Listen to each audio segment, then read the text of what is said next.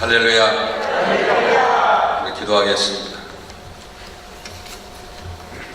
우리 하나님 아버지, 오늘도 저희들을 주님의 귀한 장소로 인도해 주시고 우리 안에 하나님의 말씀을 주실 걸 믿고 감사를 드립니다. 항상 연약한 저희들이지만 하나님의 은혜로 이 세상을 승리할 수 있고 한 번밖에 없는 인생을 바르게 살아서 의미 있고 뜻있는 삶을 하나님께 영광을 돌리며 이웃에게 덕을 끼치는 존재로 살아갈 수 있게 되는 것을 믿습니다. 이 교회를 역사적인 귀한 시대에 세워주시고 지금까지 이 교회와 함께 하신 하나님 아버지, 다시 한번 이 교회가 새롭게 성장하게 도와주시고 이 어두운 세상 속에 새로운 하나님의 역사를 기록한 교회로 일어날 수 있도록 이 아침에 저희들에게 말씀으로 충만하게 채워주시옵소서. 말씀 능력이 우리 안에 거하며 우리가 빛과 소금으로 살아가는 놀라운 하나님 일꾼이 되기를 원합니다. 말씀 능력으로 무장하여서 어두운 세상을 밝히는 빛과 소금이 될 뿐만 아니라 왕같은 제사장이 되어서 세상에 하나님의 영향력으로 살아가게 하시고 사람들 하나님께 접목시키는 제사장과 같은 삶을 살아갈 수 있도록 우리 모두에게 은혜를 내려 주시옵소서. 하나님의 생명을 말끊는 가운데 우리의 질병들이 떠나가기를 원합니다. 영적으로 묶여진 것들이 풀려지는 역사가 일어나기를 원합니다. 갈 바를 몰라 방황하는 심령들에게 갈 길이 보여지게 도와주시고 연약한 무릎에 힘을 주셔서 믿음의 산의 대장으로 여걸로 살아갈 수 있도록 말씀으로 저희를 충만하게 채워주시옵소서. 예수 그리스도의 이름으로 감사하오며 간절히 기도하옵나이다. 아멘.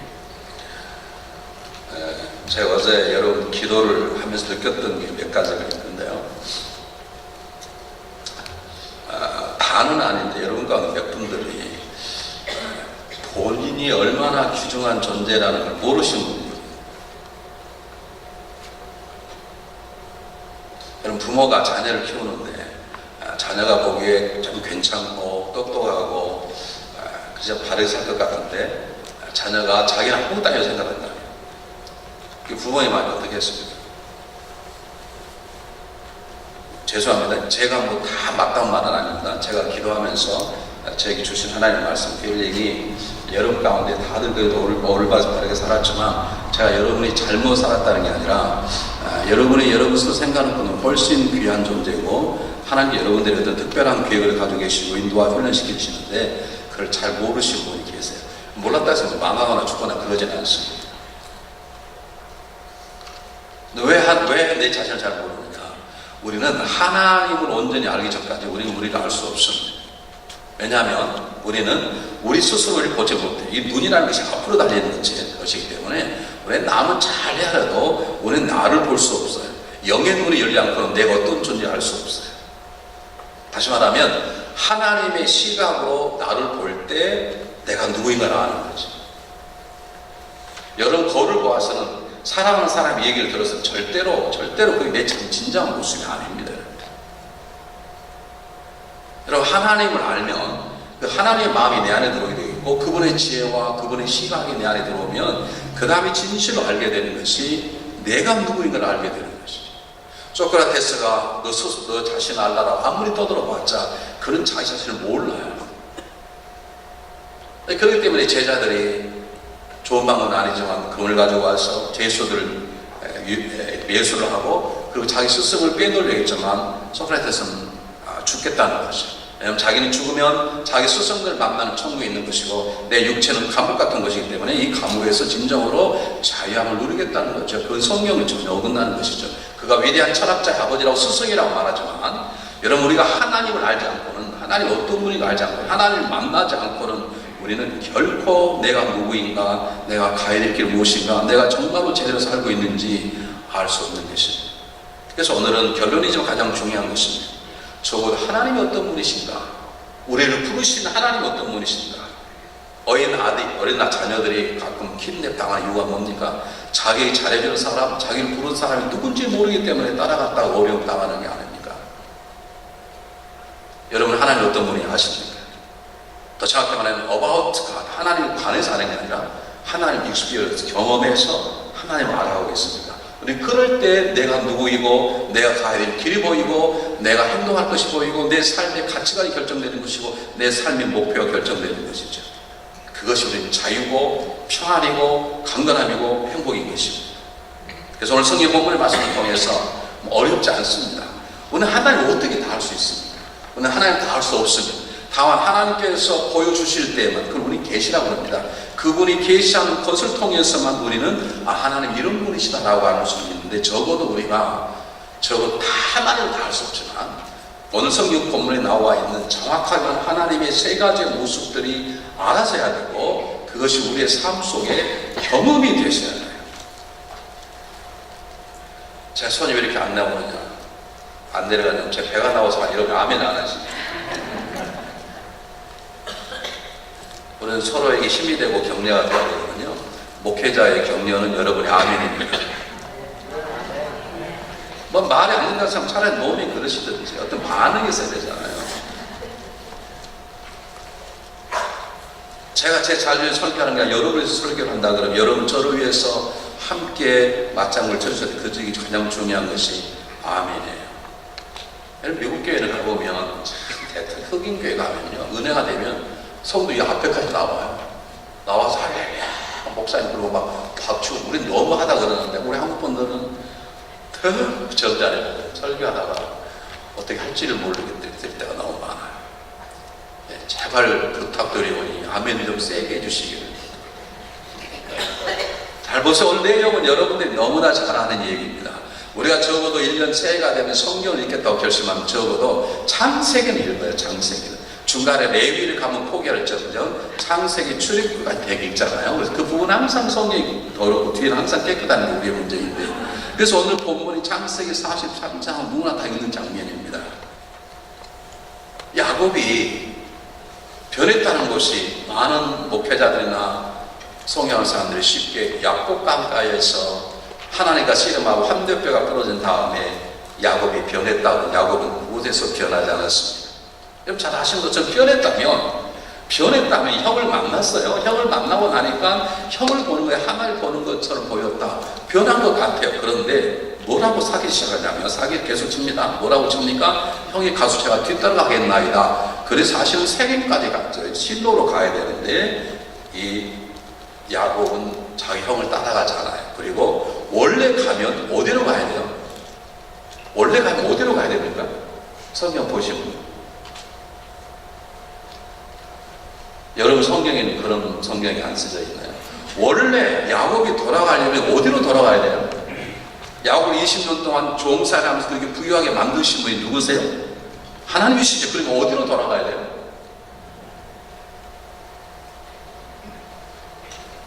대한민국과 미국이 이렇게 조용했으면 얼마나 좋겠어요. 교회가 조용해서 문제지. 베델로 돌아가야 되죠. 창세 28장에. 베델에서 자기 아버지와 자기 형을 사기치고 도망쳤던 야곱이 얼마나 힘들고 얼마나 후회가 막심하고 어머니 치맛자락 붙잡고 살던 그가 이제는 완전히 타양 생활, 알지도 못한 삼촌과 살게 됐으니 얼마나 잠이 오겠습니까? 사람이 제대로 살지 못하면 잠 못 자는 법입니다. 그 차디찬 돌베개를 베고 자면서 얼마나 후회가 많았을 거겠어요. 그런데 그런 사기꾼에게 하나님 나타나서 놀라운 약속을 축복해 주십니다. 내가 너 누군 자리에 다시 돌아와야겠고 내가 너와 함께하고 내가 널 떠나지 않고 지켜주겠다. 그러니까 야곱이 놀라서 일어났어. 자기가 뱉던 돌베개 세우고 거기다 기름을 붓고, 그렇습니까? 하나님 약속대로 저와 함께 하시고 저를 다시 돌아오게 하시면 제가 이곳에서 하나님 성전을 짓고 10의 1조를 드리겠나이다고 약속했으면 베델로 가야 되는데, 그때는 베델보다는 세겜이 훨씬 더 살만한 곳이죠. 예전에 샌프란시스코가 최고였고 LA가, 지금 LA가 엄청 커져버리고 샌프란시스코는 지금 뭐 땅 그러니까 지금 멈춰 있잖아요. 그와 마찬가지로 그 당시에는 원래 베델로 가야 되는데, 베델은 자기가 누웠던 그 거친 광야하고 별일 없고 세겜이 살기 좋고 부동산 투자를 먹고 살만 하니까 세겜으로 내려간 거예요. 여러분 야곱이 변하지 않았습니다.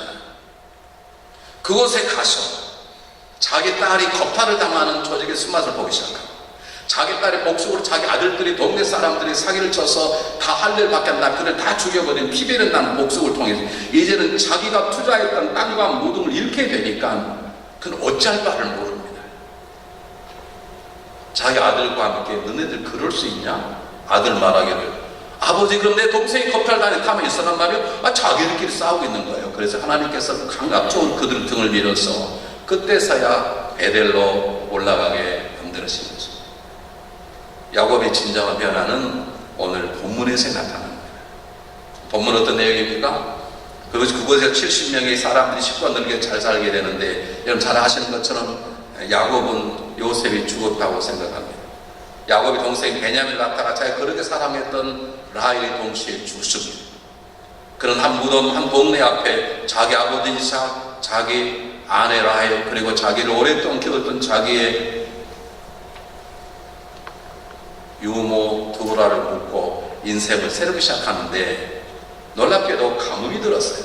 그동안 20년 동안 벌어왔던 모든 걸 다 먹고 탕진하게 되니까 자기 아들들이 곡식에 따는 애굽에 가서 곡식을 사오게 되는데, 그곳에서 야곱을 만나게 되고, 야곱은 요셉을 만나게 되고, 요셉은 형들을 속인 채 베냐민을 데리고 와야 양식을 주겠다고 딜을 하는 것입니다. 그래서 오늘 본문이 그것입니다. 아들들이 아버님 그래도 우리가 살 날 먹어야 되지 않겠냐, 그러니까 베냐민을 데려갑시다. 어떻게 알았는지 모르지만 그 애굽의 총대장이 리더인 그 국무총리라는 사람이 베냐민을 데려와야 양식을 준다 그러니까 베냐민을 데려갑시다. 야곱은 그럴 수 없다는 것이죠. 내가 내 아들 요셉을 잃었고 그 동생까지 잃어버린다면 나는 내 아들 라헬을 잃었는데 나는 누굴 믿고 살겠냐, 나는 그럴 수 없다는 거죠. 유다와 형제들이 설득을 합니다. 만약 가서 베냐민 죽게 되면 제가 대신 죽을 터이니 아버지 제발 베냐민을 보냅시다. 아들들의 설득에 고백하는 고백이 오늘 이 장 14절입니다. 다시 한번 읽어보겠습니다. 잘 보시죠. 전능하신 하나님께서 그 사람 앞에서 너에게 은혜를 베푸사 그 사람으로 너희 다른 형제와 베냐민을 돌려보내게 하시기를 원하노라. 내가 자식을 잃게 되면 이르리라. 이 본문 속에 비로소 야곱은 하나님 어떤 분이신지를 생각하게 되고, 그러면 난 앞으로 어떻게 살아야 되겠다라고 하는 결심하게 됩니다. 이것이 터닝 포인트가 되었습니다. 야곱은 놀랍게도 죽은 줄 알았던 요셉을 다 얻게 되고, 베냐민도 잃지 않게 되고, 그리고 70명의 사람이 애굽 고센 지역에 넘어가서 200만 되는 한 민족을 자라게 되는 새로운 인생의 시작이 이 본문에 시작이 되는 것이죠. 하나님 어떤 분인가 알게 되고, 그분이 어떤 분인가 알기 때문에 내가 어떻게 살아야 되는 걸 알기 시작하면 하나님 우리 삶 가운데 그분의 하나님 되심을 나타내는 것이죠. 여러분 기억하십시오. 믿음 생활이라는 것은 내가 원하는 걸 그림을 그리고 내가 그리려고 하는 내가 능력이 50% 부족하니 하나님 능력 50%를 더해서 내 인생을 살아가는 게 아닙니다. 그건 우상 숭배라 그럽니다. 믿음이라는 것은 내 인생의 백지를 그분에게 드리고 하나님 그림을 그리십시오. 그렇게 살겠습니다. 하나님 그림을 그리셨는데 근데 내가 그렇게 못 살겠는 거예요. 그럴 때 믿음을 달라고 그러고 하나님 말씀대로 살 수 있는 능력을 달라고 그러는 것이지, 내가 원하는 걸 이루려고 하나님 능력을 잡아 쓰는 게 아니에요. 우리는 하나님의 등을 쳐서 먹고 사는 사람들이 아니에요. 그분께 내 인생을 맡기는 삶인데, 그러려면 오늘 적어도 14절에 나와 있는 야곱이 고백한 하나님이 우리 하나님이 되어야 되고, 우리도 야곱처럼 동일하게 이 하나님을 고백하고 이 하나님을 만나고 경험하는 역사가 있어야 될 줄 믿습니다. 자, 그럼 첫 번째, 야곱은 어떤 하나님이 나옵니까? 첫 번째 하나님 뭐라고 고백하죠? 전능하신 하나님께서. 야곱은 자기 인생을 자기가 살아온 줄 압니다.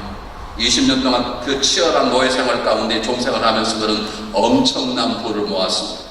그의 탁월한 능력 때문입니다. 여러분 성경을 자세히 보시기 바랍니다. 모세는 자기 장이 없어 40년을 살았지만 자기 양이 한 마리도 없었어요. 그런데 야곱은 모세의 절반 20년, 10몇 년을 살았는데 불구하고 20년 동안에 어마어마한 재산을 모았어요. 그러니까 이것은 야곱의 탁월한 능력이죠. 그래서 야곱은 자기가 최고인 줄 아는 거예요.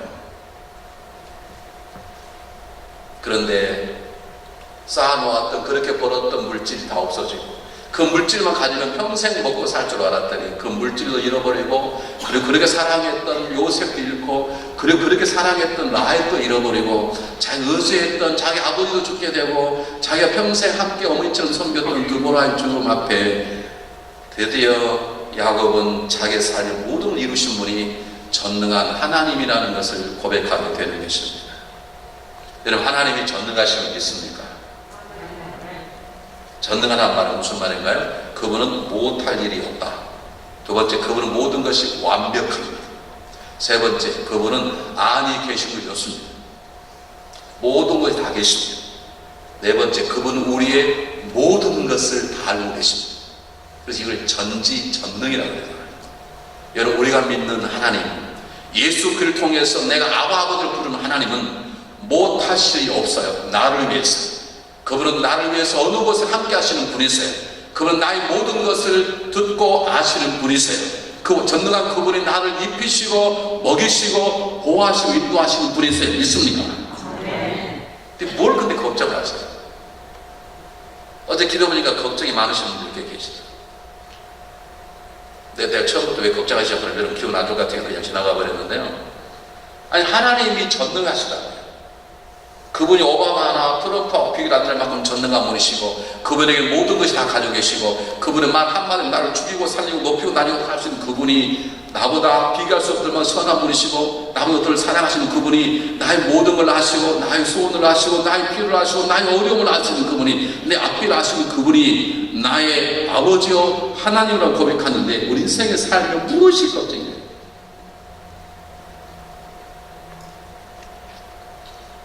어린 아이들은 엄마 아빠만 있으면 걱정하지 않아요.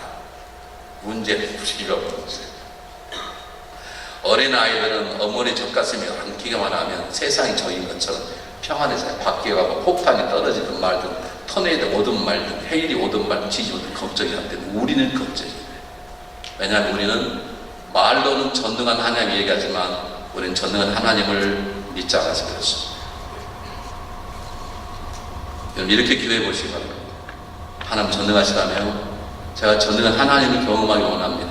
제 삶 가운데 하나님 전능하심을 저에게 보여주시기 바랍니다. 제 세상에 나 하나님 이르함으로 하나님이 전능하다고 제가 증거할 수 있도록, 하나님의 전능함을 경험하도록 제 삶 속에 역사하십시오. 한번 그렇게 한번 기도해 보시기 바랍니다.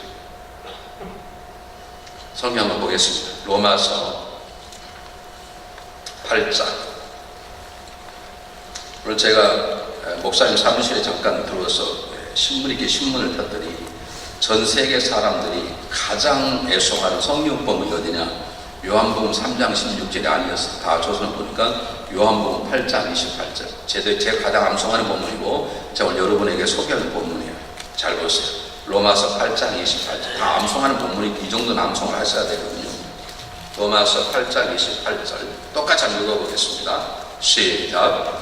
우리가 알거니와 하나님을 사랑하는 자, 곧 그의 뜻대로 부르시 이름은 자들에게는 모든 것에 합력하여 선을 이루느니라. 하나님을 사랑하는 자, 하나님의 뜻대로 살기를 원하는 자에게는 하나님께서 우리의 모든 것을 합쳐서 선을 이루도록 일하시느니라. 그 본문입니다. 그분은 전능하기 때문에 우리의 모든 것을 아십니다. 하나님 전능하기 때문에 내 성격의 장점, 단점, 내 삶의 장점, 단점, 지금 상황 속에 좋은 점, 불리한 점 다, 그것을 다 합쳐서 내 실수하는 것, 잘하는 것 다 합쳐가지고 그분은 결국 합력할 소리란 말은 그거 너무 좋습니다 라고 말할 정도로 천지창조 하나님 보시고 모든 게 좋았더라, 그 좋음의 모습을 우리 인생을 만들어 가신다는 거예요. 왜냐? 그분이 전능하시기 때문에 그럴 수 있습니다. 여러분, 이 전능한 하나님을 믿으십시오.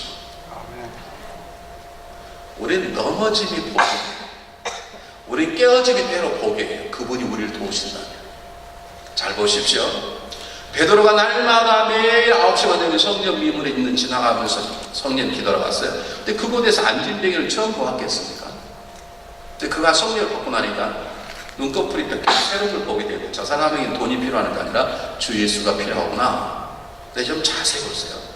그 앞에 뭐라고 나왔냐면, 만약 그 마음만 있었다면 베드로가 그냥 주 예수가 일어나라 그랬어야 되는데 그러지 않고 내게 은과 금은 없지만 그랬어요. 사실은 주려고 그런 거예요. 사실 돈을 주려고. 돈이 있었으면 주고 그냥 지나갔을 거예요.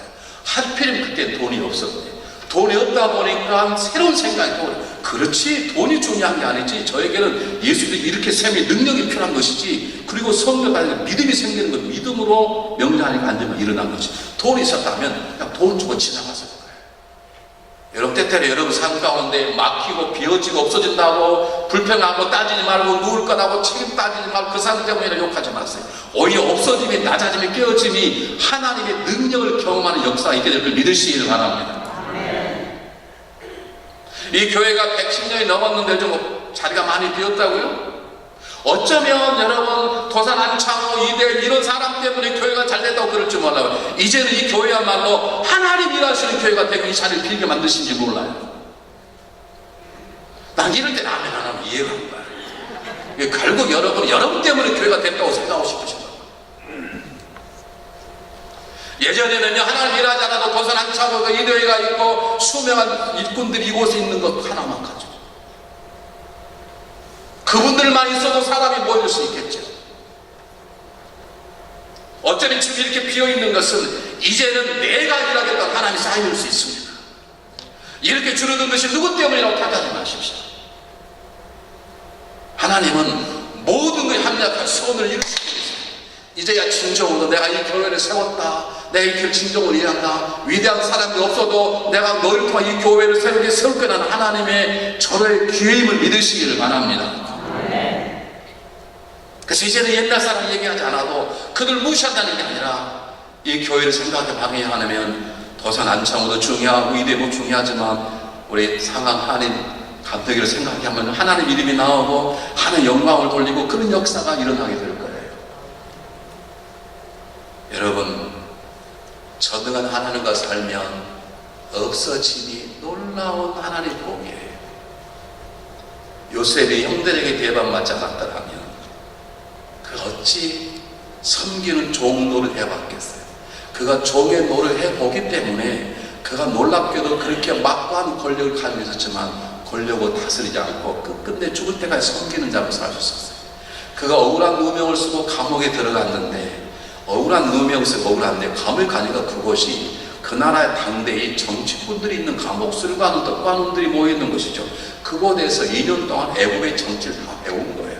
그 감옥에 가지 않았다면 그가 어떻게 애국의 정치에 통통한 사람이 될 수 있었을까?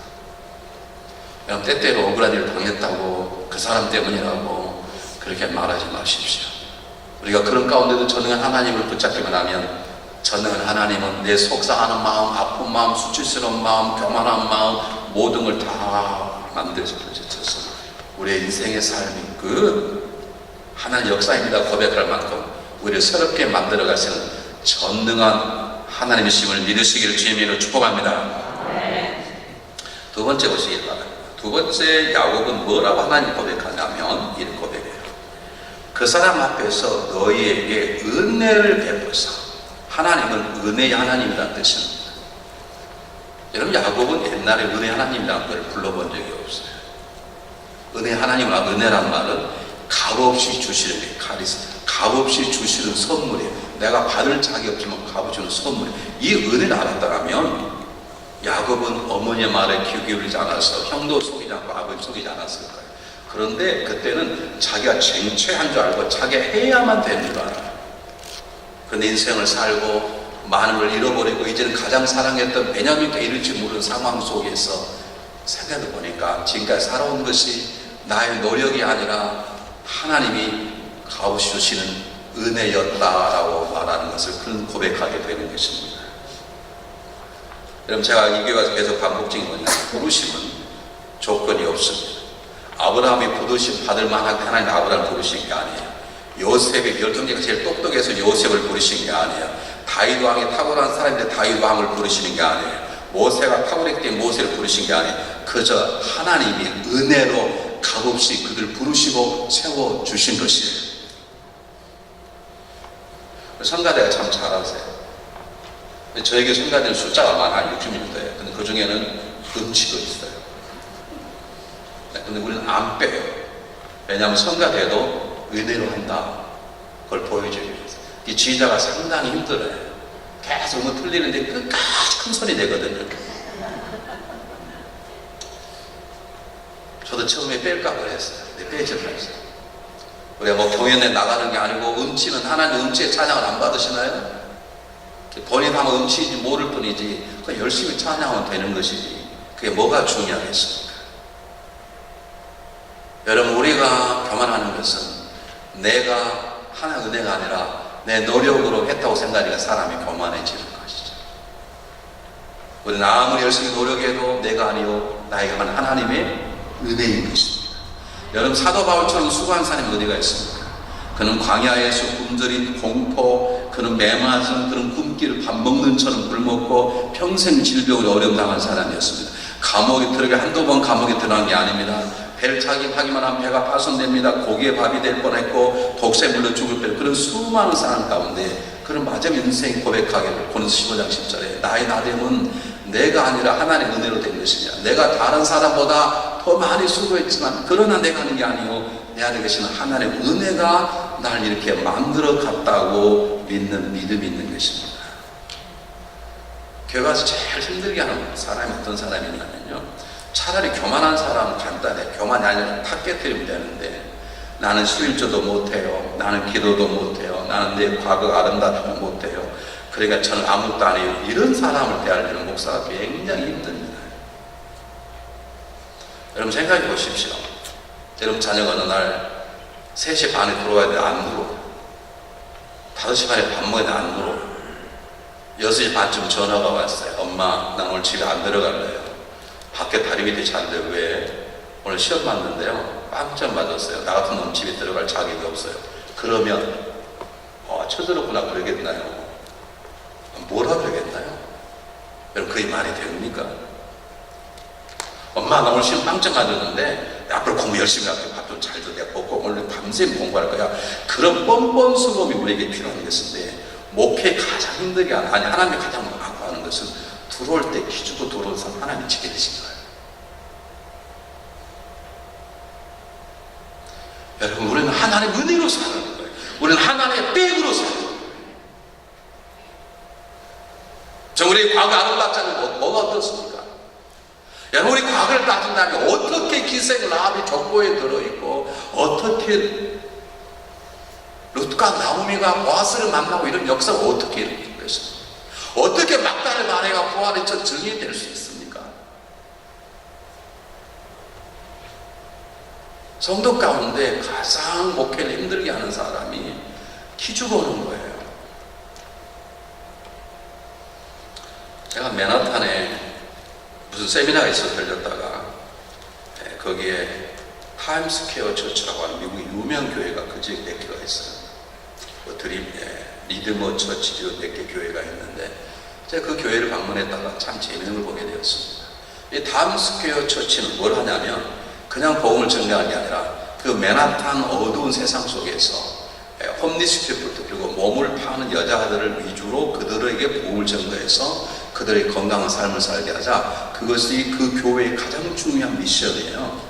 근데 그날 광고가 뭐냐면 우리가 3번째 미션 파티를 하나 만드는데, 이 팀들은 주로 밤에 술을 팔고 몸을 파는 여자들을 위해서 하는 선교단체를 만들려고 합니다. 이런 사람을 찾아가서 복음을 증거하고 그들의 친구가 될 사람들은 사인해 주십시오. 근데 우리 교회 찾는 첫 번째는 과거에 그런 데 살았던 사람 1번입니다. 그게 광고에 실렸어요. 그러지 않겠습니까? 몸을 팔아본 사람에게 몸을 팔아본 사람이 전도가 되는 것이지, 그것도 모르는 사람한테 전도하다가는 오히려 머리카락 뽑히죠. 그러지 않겠어요? 제가 그게 너무 감동이 되어서, 야, 미국 교회는 다르구나 그런 생각이 들어서 제가 우리 교회에 설교를 하면서 그때 갈라서 한쪽에 계속 마사지 팔로우라는 막 생기기 시작했어요. 말이 마사지 팔로우니 그게 다 문제가 있는 곳이거든요. 여러분 제가 이번에 뉴욕에 가서 타임스퀘어 처치 이런 광고를 봤는데 우리도 해야 되겠습니다. 지금 달라스에 우리 딸 같은 우리 여동생 같은 사람들이 지금 이렇게 지금 있다고 그러는데, 우리 그들을 만나서 위로하고 복음 전도에 새로운 걸 살게 합시다. 그래서 제가 광고를 그렇게 했어요. 그리고 그 교회 보니까 그 교회 광고에 참 재밌는 것이, 예전에 그런 데 살았던 사람이 있으리라 그러니 우리도 그렇게 합시다 라고 광고를 했는데, 한 사람이 교회를 안 나오기 시작했어요. 왜 그러냐 그랬더니 내가 그 말할 때 자기를 보고했다는 거예요. 자기는 과거가 깨끗한데, 자기는 미국 사람하고 살기는 살지만 자기는 깨끗한데 목사님이 자기를 보고했대. 제가 그냥 본 것이 제가 일부러 바뀌었어요. 난 그분의 과거를 모릅니다. 우리 나름대로 과거에 다 약점들을 가지고 있다고 생각해서 절대로 집을 오픈을 안 해요. 속회를 보면 가능하면 가정에 오픈하십시오. 저는 내가 다른 집에 가서 화장실 틀 정도가 내가 가까웠으니까 제발 집에서 오픈 잘 안 해요. 그리고 우리 교회들은 때때로 속회를 교회에서 모여요. 교회에서 모이는 거 좋습니다. 그러나 집을 오픈하십시오. 음식이 힘들면 그냥 피자 오더하면 됩니다. 오더 힘들면 그냥 커피텐이 됩니다. 꼭 먹어야 되는 게 아니니까 가정 오픈해서 우리가 서로 담을 허뭅시다. 그렇게 해도 안 하는 분들은 뭐 많이 있지요. 근데 그분들 가운데 어떤 분들은 그런 상처, 자기 과거가 들통날까봐 그러는 거예요. 여러분, 과거를 하나님 보신다면 저와 여러분 벌써 죽었습니다. 우리의 과거를 보신다면 저는 목사할 수 없습니다. 목사님, 그럼 뭐 숨기는 여자가 아들이냐, 그런 거 아닙니다. 저는 사람 죽여본 적 없고 누굴 망해본 적 없습니다. 그러나 우리의 과거를 본다면 저는 이 자리에 설교할 자격도 없고 송무생 마찬가지로 다 마찬가지, 여러분 다 마찬가지. 하나님 우리의 과거를 보지 않습니다. 하나님 우리를 내일을 보십니다. 사울이 어떻게 사도가 됩니까? 행악자인데, 사람을 잡아다 감옥에 든 살인자인데, 하나님은 제가 몰라서 그렇지 바로 알기만 하면 저는 나를 죽을 수 있다. 그걸 보시고 하나님이 바울을 확 잡아 끄는 것이죠. 이것을 우리는 하나님의 은혜라고 그러는 거예요. 사랑하는 여러분, 이건 어떻게 말로 할 수 없어요. 이 하나님의 은혜를 경험해 본 사람, 내 노력이 아니라 이건 하나님의 은혜구나 라고 하는 것을 경험하지 않으면 안 된다니까요. 저는 워낙 제가 신앙의 이 줄이 짧으니까요, 하나님께서 목회하면서 여러 번 저에게 하나님, 내가 너를 돌보고 있다 라고 하는 것을 하나님 보여주셨어요. 목사 한 수를 갔는데, 우리 저쪽 사우스 컨퍼런스를 어떻게 하냐 그러면,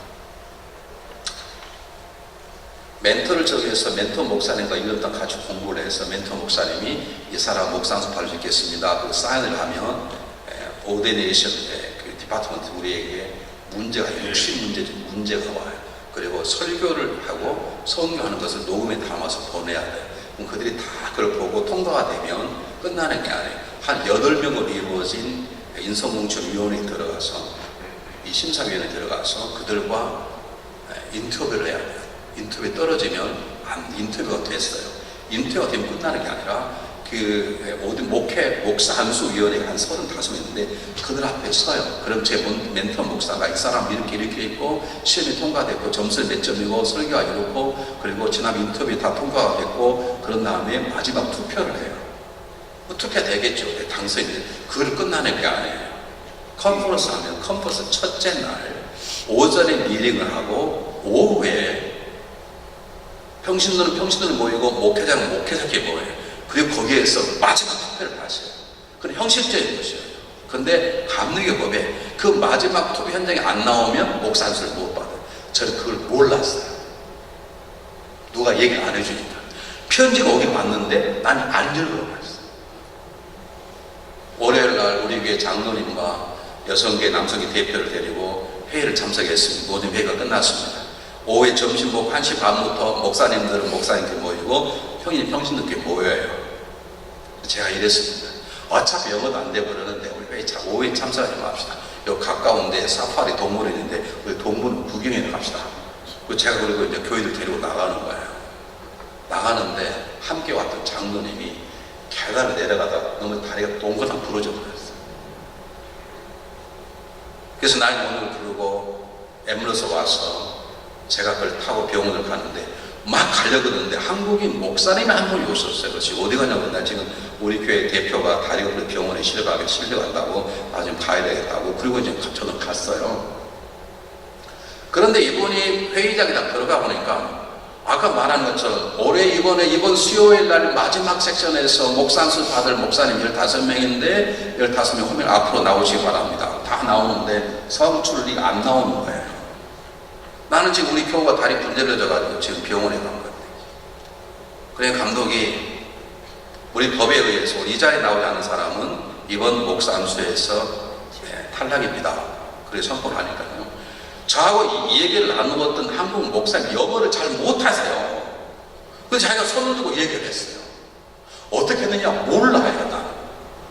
그럼 영어를 잘하시는 분이 아니세요. 근데 어쨌든 지금 그 레버런리가 자기 성도가 다쳐서 병원에 실려갔다. 그 지금 같이 갔다. 그러니까 감독이 그러더래요. 나이 모는 그냥 보냈는데 왜 자기가 실려가냐. 자기는 다 이곳에 써야 된다.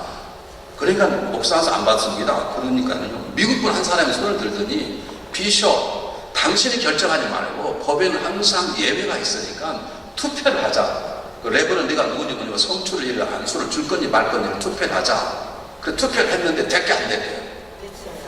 됐으니까 제가 여기 왔지. 만장일 통과가 된 거예요. 근데 저는 그걸 모르고 월요일날 그분 다리 기부스하고 웨이커에 갔다가 화요일에 오니까요, 미국 목사님 저를 볼 때 보는 사람마다 너 어제 그 여자 너 대표 어떻게 물어보는 거죠. 어떻게 알았냐? 그리고 제가 이 사실을 알게 된 거예요. 만약 몰랐다면, 만약에 그런 일이 없었다면, 수요일날 저는 뭣도 모르고 제가 만약에 그분이 도움이 안 됐다면, 그 자리에 그 한국 목사님이 없었다면, 그리고 미국 목사님이 손들어서 제 편을 들어주지 않았다면, 저는 그것도 모르고 수요일날 딱 가운 입고 가서 앉았다가 제 이름을 안 불러내. 지금 교인들이 다 왔는데 수예배가 없어요. 처음. 아마 저는 자살했든지 목사 안 했어요. 목사 못했어요. 생각해봤어요. 목사 한 수의 마지막 기회인 투표장이 없어가지고, 그것도 뭐 코끼리 엉덩이 구경하러 갔다 가운 사입고 다 와서 앉아있는데 성출이 안 물러내. 지금 생각하면 끔찍합니다. 이것을 하나님의 은혜라고 그래요. 제가 준비하지도 않았고 제가 기도해본 적도 없어요. 장로님이 그때 다리를 안 걸렸으면 어떻게 했을까?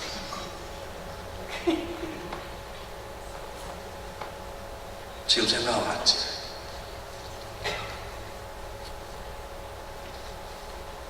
오늘날 제가 있는 웨이커 조그만 교회에 웨이커에 있는 신문기자가 연락이 왔어요. 저하고 인터뷰하고 싶다고. 그래서 뭐 인터뷰하자. 그래서 우리 교회를 제일 잘하는 사람 저하고 인터뷰를 했어요. 그걸 끝났어요. 또 저는 잊어버렸어요. 그냥 뭐 그러겠지 그러는데, 제가 주유소에 새벽 끝나고 주유소에 가서 기름 넣으려고 그러는데 캐셔가 저한테 레버런리 굿모닝쇼 그러는 거예요. 너 어떻게 내가 이 목소리 어떻게 아냐고 그래서 뭘 신문에 났다는 거예요. 신문에 봤더니 세상에 종교라니 이만큼 정면에, 저는 이만큼 정면이 저 이름 났어요. 김치 냄새 풍기는 스위트 목사 그래가지고. 여러분 미국 신문에 나보신 적 있으신가? 나는 나봤네. 그러니까 다른 신문사에 또 하자는 거야. 신문사가 2개 있는데 거기 인터뷰했습니다. 또 났습니다. 내가 잘라가지고 우리 족보에 다 나오고 있어요. 여러분 미국의 신문에 남다는 게 쉽습니까? 제 마음에 야 이건 그냥 있을 일이 아니다. 어떻게 우리 가문에 이렇게 신문에 이렇게 2번씩 나냐. 이건 축하할 일이다. 그래서 제가 감독을 찾아가가지고 우리 교회에서 예배를 좀 드립시다. 오시라고 그래가지고요. 하여간 감독부대에서 미국의 유명한 센트럴 컨퍼런스 유명한 목사 10명하고 웨이커에 있는 우리 감리교회 한 15개 다 초청했어요. 우리 교인 70밖에 안 되는 한 350명 모였어요. 성가대는 웨이커 제일 잘한다는 흑인 교회가 성가대 딱 뒤에 쓰고 있죠. 그런데 그렇게 모이면 미국 감리교회 예배 형식 가운데 단민 목사가 웰컴을 하게 되었어요. 웰컴 간단합니다. 오늘 우리 교시 여러분들 예수님으로 하나님을 축복하며 예배 가운데 하나님 영광 받을 것입니다. 그게 웰컴이에요. 그걸 감사가 써서 줬어. 영어로 써서 이걸 읽으라고. 그래서 제가 읽었습니다. 그랬더니 감리사가 뒤가 통통 치더니 너 나중에 축도로 넣어가야 되는데 축도는 제발 한국말로 해라 그러는 거예요. 그 말은 너 읽는 거 보니까 발음이 안 좋아서 뭔지 모르겠다는 거예요. 저는 제가 축도는 잘하려고 다 외웠어요. 미국 사람이 제일 좋아하는 축도는 우리가 하는 축도가 아니에요. 민수기 6장 24, 26절에 내가 너를 지키시려고 하며 내가 널 얼굴 향하여 대사 은혜 주고 나면 내 얼굴 향하여 비추사 내가 평강 주시고 나면 그걸 영어로 다 외웠어요. 그리고 제가 미국 우리 교관한테 들어보라고 너 발음 좋다는 거예요. 혹시 몰라서 명함을 다 썼어요. 혹시 잊어보고 여기다 또 꽂았어요. 그리고 앉아있는데 감독님이 기분 나쁘게 한국말 하라는 거예요. 내 속으로 미쳤냐 한국말하게 내가 이건 발언 좋지만 내가 축도만큼은 정확히 한다. 내가 다 컨펌 받았다. 그리고 이제 다 예배 끝나고 이제 축도합니다. 나 축도를 하는데 마지막 give you peace를 이 생각이 안 나요. 30초 정도 손들고 있었어요. 근데 나중에 내가 왜 손을 드는지 모르겠어요. 내 눈을 떴어요. 흑인 지휘자가 지금 마지막 패손 손을 들고 있는데 내가 안 끝나니까 들고 있는 거예요. 우리 교우들 다 눈 뜨고 뭐하니 날 쳐다보고 있고 그때서야 생각이 번뜩 나는 거예요. 내가 지금 축도하려고 그랬구나. 그렇지 축도 이 속에 있지. 이거 꺼내면 되냐고 딱 꺼내는데요. 그게 안 나오고 헌금이 딱 나와요. 헌금이 나올 때 생각나. give you peace. 제가 그 망신당하고 결심했어요. 어떤 일이 있더라도 내 자신을 위한 예배를 드리지 않겠다. 앞으로 어떤 일이 있어도 절대 내 이름만큼 높이지 않겠다. 여러분, 그것 하나님의 은혜입니다. 저는 그게 얼마나 놀랍더니 가끔 지금도 꿈을 꿔요. 명함을 꺼냈는데 이게 20불짜리 돈이 나오는 경우예요. 뒤에 성가대가 앞에 있는 사람 다 봤을 거예요. 그 전까지는요, 미국 교회에서요, 와서 뭐 축배해달라고, 뭐 해달라고 그래요, 와서. 근데 그 사건 다음에 오란 데가 제가 그때 결심했어요. 나는 한국 교회만 하겠다. 어떤 일이 있어도 절대로 내 스스로 높이지 않겠다. 여러분, 그것도 하나님의 은혜예요. 여러분, 걱정하지 마십시오. 잘못 긴 가면 하나님께서 우리를 세워서 바르게 가게 할 것입니다. 저처럼 철없어서 내 자신 높이려고 예배드리다 망신당한 저를 통해서 하나님 저를 망가뜨린 게 아니라 낮추시고 겸손하게 하는 법을 배우고, 이것도 하나님의 은혜인 것입니다. 믿습니까? 하나님의 은혜입니다. 우리는 하나님의 은혜로 살아갑니다. 믿습니까? 마지막 있는 성경 보십니다. 가장 중요한 본문인데요, 놀랍게도 지금까지는 무조건 가지려고 그러고 수단과 방법을 가져서 빼앗기지 않으려고 노력했던 이 야곱이 베냐민을 놓을 수가 없다 했다가 뭐라고 말하냐면, 전능한 하나님이 베냐민을 지켜주실 것이다. 그리고 지금까지 은혜를 베푼 하나님이 그 은혜로 베냐민을 돌려주실 것이다 한 다음에 마지막 고백이 뭡니까? 그러나 내가 자식을 잃으면 이르리라 하는 무슨 말입니까? 저는 하나님 내 아들을 돌려주실 거야. 나는 믿어. 그리고 나는 받을 자격이 없어도, 내가 사기꾼이기 때문에 자격이 없어도 그런 하나님 은혜로 내 아들을 돌려주실 거야. 그러나 설사 베냐민을 잃은다 하더라도 이제는 거짓말하지 않고 사기치지 않고 가져가시면 가져가게 하겠다. 난 하나님의 축복을 일사 인정하겠다라고 하는 고백이에요. 여러분, 하나님은 전능하세요. 믿습니까? 하나님 은혜로우세요. 믿습니까? 근데 그분은 우리의 주인이시고 그분의 뜻대로 저와 여러분 인도하시는 분이세요. 이 점에서 우리는 하나님에게 경외하는 마음을 잊지 않아서요. 야곱은 그 전까지는 인간의 방법을 가지고, 수단과 방법을 가지고 살았어요. 그러나 인생의 마지막 황혼역에서 자기 베냐민 걔들 위기 속에 비로소 야곱은 고백하는 거예요. 나는 하나님 전능하심을 믿는다. 나를 지금까지 살게 한 그분이 베냐민을 살려 돌려보낼 것이다. 나는 자기가 없지만 은혜로운 그분이 내 아들을 다시 돌려보낼 것이다. 그러나 만약에 그리 아니냐 하실지라도 하나님께서 하신다면 베냐민을 이르면 이르려줘라. 다니엘의 세 친구가 불용광로 앞에 있었습니다. 왕이 묻습니다. 너 나에게 절하지 않으면 저 불용광로에 집어넣을 것이야. 세 명이 합창하듯이 고백합니다. 왕이시여, 하나님께서 우리를 저항부터 건져내실 것이요, 그리고 당신의 칼에서도 우리를 건져내실 것입니다. 그 말은 무슨 말입니까? 불에 집어넣어 보십시오. 우리는 타지 않을 것입니다. 그럼 꺼내서 칼로 제 목을 쳐보십시오. 하나님 지켜주실 것입니다. 그런데 그들의 고백이 거짓말치지 않습니다. 마지막 고백이 뭡니까? 그리 아니하실지라도 우리들은 당신 만든 금신 앞에 절할 수 없습니다. 이 고백이 되어야 하나님 우리 가운데 하나님 되심을 나타내실 것이에요. 이 고백이 되어야 적어도 하나님을 바로 아는 것이에요. 여러분, 하나님 여러분 마음대로 움직이지 마시고 하나님 마음 움직이신 여러분 되시기를 바랍니다. 락펠러가 나이 51세에 질병에 걸려서 병원에 갔더니 눈에 요즘 같은 암 같은 게 던져서 의사가 1년 살면 많이 살겠다 그러더래요. 락펠 가만히 생각해 보니까 돈을 버느라고 너무 많이 고생했어요. 교회 하나 짓고 11줄 내느라고 11줄 계산한 사람이 13명이었답니다. 자기 어머니가 그렇게 가르쳤어요. 11줄 먼저 내고 그리고서 그걸 배워서 그게 몸에 배서 11조 내고 교회 짓는 데 전력을 했지만 가만히 생각해 보니까 그 하나님 주신 것을 자기 자신, 자기 이름 드러내는 데는 엄청나게 많이 썼지만 자기 교회 그리고 자기 이름을 벗어난 다른 데에는 써본 적이 없는 걸 알게 되는 거예요. 야, 내가 1년밖에 안 남았다는데 내가 이렇게 살아도 되겠냐? 그 다음날 즉시로 피아노 1000대를 샀어요. 피아노 1000대를.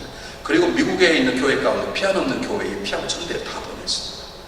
그리고 그는 락펠러 장학재단을 만들어서 한국의 장학생 얼마나 많은 장학생들을 불러 모았는지 몰라요. 1년밖에 안 사는데 내가 마지막 하나님께 모든 걸 다 쓰고 죽겠다. 그렇게 썼는데 놀랍게도 그는 52세에 죽지 않고 98세까지 살았어요. 하나님의 축복을 인정하면 그분은 놀랍게 우리 안에 그분의 선하심을 보여주기 시작하십니다. 내 고집을 부리면 하나님은 아니야 라는 것 때문에 우리의 고집을 꺾기 위해서 우리 인생에 때때로 조직의 쓴맛을 포기할 수도 있습니다. 하나님은 선하십니다. 하나님 그분은 전능하십니다. 그분 은혜 하나님이십니다. 그렇기 때문에 그분에게 내 삶을 맡겨도 그분은 우리 삶 가운데 그분의 선하심을 반드시 드러낼 것입니다. 이 하나님을 믿어야 부르심한 우리들이 제대로 살 수 있습니다. 토마스 치솜이라는 분이 있어요. 미국이에요. 이 사람이 아주 가난 집에 태어났는데 가난 집에 태어난 것도 억울한데 질병에 걸려서 너무너무 고통스러운 거예요. 근데 놀랍게도 교사를 했는데 교사를 할 수 없을 만큼 힘들고 아픈 거예요. 하나님 은혜로 27살에 복음을 듣고 구원받아 하나님을 영접하게 되었습니다. 그러니까 이런 마음을 가졌습니다. 내가 몸이 아파서 결국 어차피 오래 못 살 바에야 내가 차라리 선생을 내려놓고 복음을 증가하고 죽어야 되겠다. 그리고 그는 무디 신학교에 들어가서 그가 신학을 하고 목사 안수를 받았습니다. 목사 안수 받고 교회를 하고 복음을 증가하고 몸이 막 더 아픈 거예요. 너무 몸이 아픈 거예요. 그가 성경을 시작했습니다. 죽기 전에 성경 열심히 보다가 에가서 3장에 눈이 들어왔어요. 한번 찾아보겠습니까? 예레미야 에가 펴보십니다. 예레미야 에가는 예레미야서 뒤에 있습니다. 예레미야 에가 3장. 여러분 잘 아는 소식. 23절 이렇게 되어 있어요. 여러분 복음성악방 이런 노래 있잖아요. 이것들이 아침마다 새로운 이 주의 성실하심이 크시다. 아침마다 하나님의 새롭게 하시니 하나님의 성실하심, 하나님의 은혜로우심이 내 안에 날마다 새롭게 있다는 것을 받고 듣고 그의 마음에 감동을 받았어요. 그래서 작사했어요. 시를 하나 썼어요. 그 시에다가 작곡자가 작곡을 했는데 그것이 무디 신학교의 교가가 될 정도로 가장 많이 들려드는 거예요. 하나님의 전능하심을 알고 하나님의 은혜를 알고 하나님의 주권을 아는 이 치솜이라는 사람이 그래 내가 죽는 날 죽으면 죽는 것이지 나는 죽는 그날까지 하나님의 선하심과 은혜와 그분의 전능하심을 내가 믿고 살겠다라고 하고 작사를 했더니 누가 곡을 맞췄어요. 그 곡이 무디 신학교의 교가 될 정도로 가장 많이 불러지는 거예요. 그리고 그는 그렇게 죽지 않았어요. 그는 94세까지 살고 놀랍게도 1200곡의 작사를 하죠. 그 노래 중에 하나가 393장. 우리 피아노 감사 반주 한번 해보겠습니다. 전능하신 하나님, 은혜 하나님, 그리고 모든 걸 주관하신 그분이 내 삶 속에 역사함을 믿는 분은 이 찬양이 우리의 신앙의 고백이 됩니다. 393장. 오 신실하신 주 내 아버지여, 늘 함께 계시니 두려움 없네. 그 사랑 변창코 날 지키시며 어제나 오늘이나 한결같네. 하나님 한결같이 전능하시고 한결같이 은혜로우시며 우리의 삶의 주관자이심을 믿으시기를 바랍니다. 우리 찬양 한번 하겠습니다. 393장.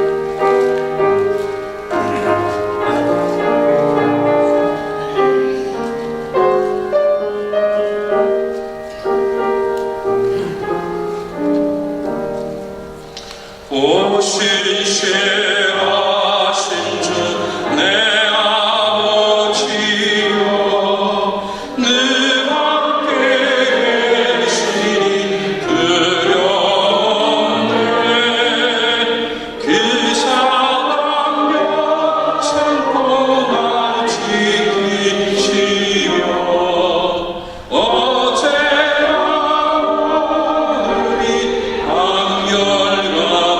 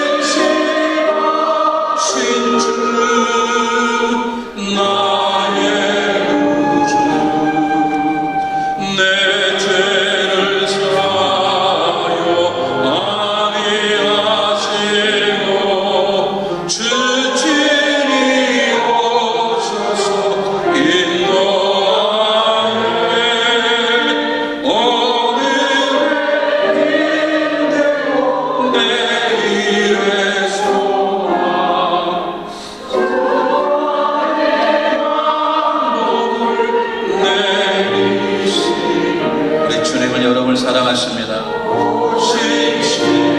그분을 전능하신 분이십니다. 싱싱하신 주 날마다 자비를 베푸시며 일용할 모든 것 내어주시니 오 싱싱하신 주 나의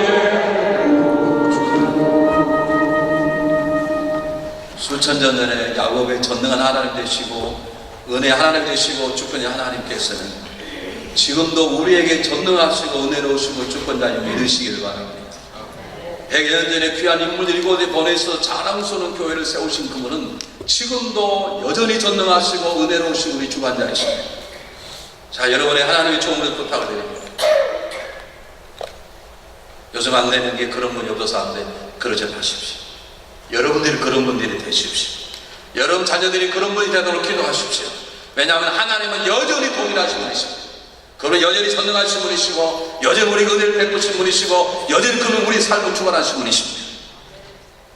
옛날의 형수가 아니라 새로운 역사를 시작하시는 새로운 믿음 용사들이 여러분들이 되실 걸 믿습니다. 왜냐하면 그분이 위대하시기 때문입니다. 그분이 은혜 하나님 때문입니다. 그분이 우리의 삶, 이 교회를 주관하시기 때문입니다. 기도하겠습니다. 하나님 감사합니다. 어제나 오늘이나 내일이나 동일한 하나님 아버지, 야곱에게 전능하셨고 야곱에게 은혜를 베푸셨고 야곱의 삶의 주관 되신 하나님 아버지, 그래서 이 사기꾼인 야곱이 이스라엘의 아버지가 되게 하신 하나님 아버지, 우리 삶 속에 우리 교회에서 역사하셔서 이 교회가 새로운 역사장을 교회로 새로운 날 수 있도록 하나님께서 역사하실 것을 믿습니다. 우리는 어쩌면 우리 스승보다 못할 수도 있습니다. 우리 믿음의 선배보다 우리 연약할 수 있습니다. 그러나 하나님은 동일하신 분이기 때문에 우리는 하나님 때문에 더 위대한 역사의 주인공이 될 수 있습니다. 하나님의 영광을 위하여 이 교회를 들어 사용하십시오. 하나님 나라를 위해서 우리 교회의 성도들 새롭게 사용하시고 새로운 역사를 써가시기를 간절히 원합니다. 전능한 하나님, 은혜는 하나님, 그리고 우리 주 하나님은 어제나 오늘이다 지금도, 야곱에게도 이 교회 초대 멤버들에게도 우리들에게도 동일한 분이시기에 그러한 교회가 될 줄 믿습니다.